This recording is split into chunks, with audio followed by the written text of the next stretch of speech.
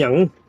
น้ำมันคือยังซ้ำเก่าอยู่มึงคือบ่เติมคือจังเอาเงินให้ละอ้ายมึงเอาเงินไปเฮ็ดหยังน่ะนะมึงคือบ่เติมน้ำมันกูไปมาแล้วเขาบอกว่าน้ำมันเบิดนั่นกูว่าน่ะตัวกูก็เลยขี่ไปปั๊มที่สองเขาบอกว่าน้ำมันกำลังจะขนส่งมารอการขนส่ง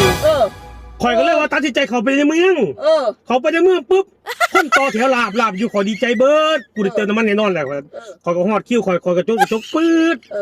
พนักงานบอกว่าพี่เติมได้คันละ1,000นะจ๊ะไม่เห็นอะไรแบบข่อยก็ห้าวก็มึงให้กู500เนาะกูก็แค่ขับรถออกมาเร็วนี่แหละมึงให้กู500คิดที่กูเองนี่แหละให้กับเติมโมได้อีกตัวสั่งเบามึงว่าเนี่ยเขาเติม500มื้อนี้ให้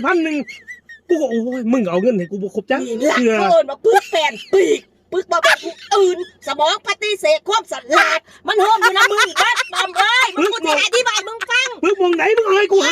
500มึงเอาเพื่อกูเลยมึงฟังกูได้บอมเขาหมายถึงว่าให้เติมได้ไม่เกิน 1,000 บาทต่อ1 คัน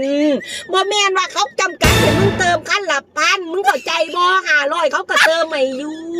แม่นบ่เติมจักบาทก็ได้บ่เติมจักบาทก็ได้100 200 300ก็ได้แต่บ่ให้เกิน1,000มึงจะเฮ็ดจังได๋เขาคือบ่บอกจังซั่นเขาก็บ่ฮู้ว่าไผสิปึกปานนี้ล่ะบ่เอ้ยไผสิไปฮู้จักไผสิปึกสินะปานนี้มึงจะเฮ็ดจังได๋บาดนี้ยู่แท้